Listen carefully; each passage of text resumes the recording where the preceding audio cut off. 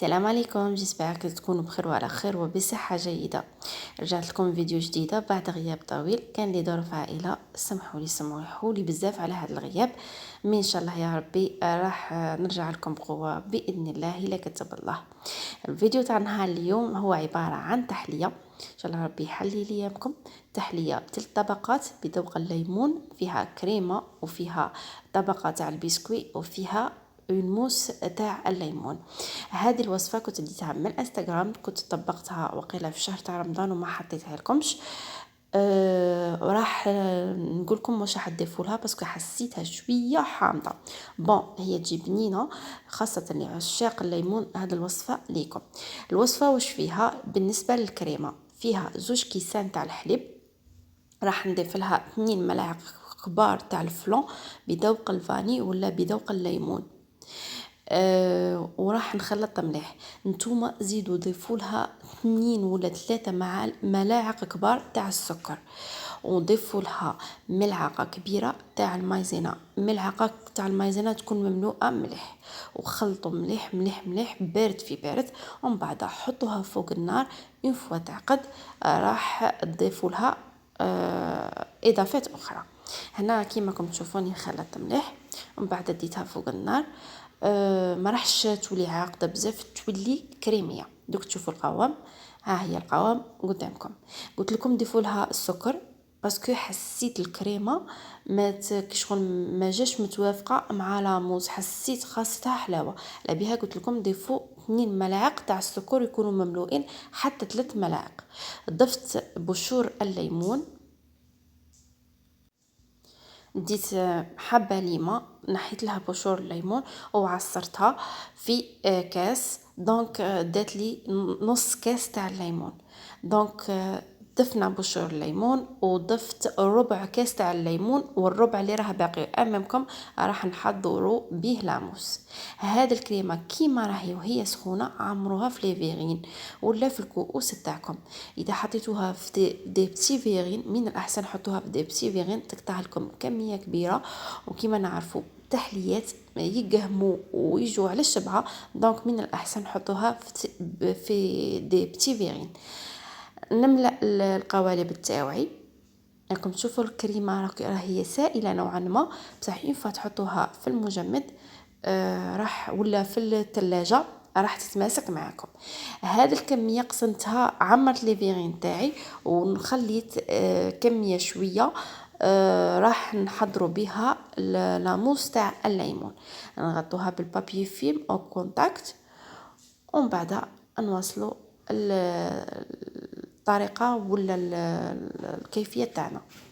هنا عندي بسكوي، اي نوع تاع بسكوي يكون متوفر عندكم ولا اي نوع تكونوا تحبوه. طحنوه في الروبو وضيفوا له شويه تاع الزبده هكا باش يولي صابلي. ونحو هذوك لي فيغين تاعنا، نحوهم من الثلاجه ونعمروهم بهذا الطبقه تاع البسكوي. ولكن عندكم ان بسكوي مشمخ باقي لكم تقدروا تاني تضيفوه في هذا الوصفه تاني يجي شباب. نعمر كامل لي فيغين تاعي ونروح ننتقل الى تحضير موس الليمون.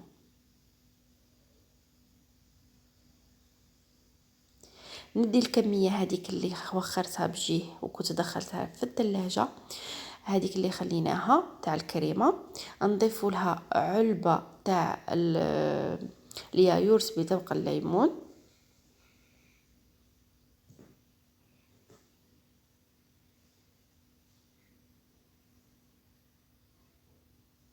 وراح نضيف لها الكريم شانتي بودرة الشانتي، ونضيف لها هذاك الليمون اللي خليناه ربع كاس.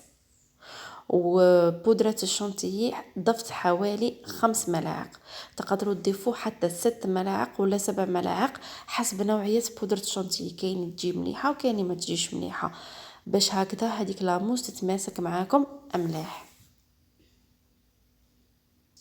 ونطلع بالبعتر حتى نتحصل على موس الليمون.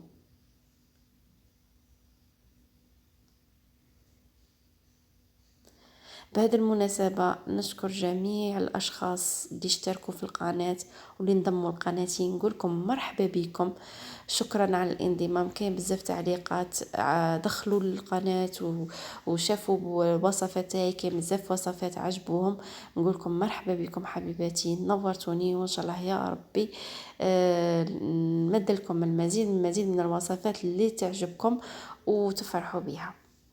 هنا بعد ما طلعت لاموس كيما راكم تشوفوا، الى شفتوا القوام تاعها شويه خفيف، زيدوا شويه تاع البودره الشونتيي وندخلوها في الثلاجه ولا في المجمد باش تتماسك معكم.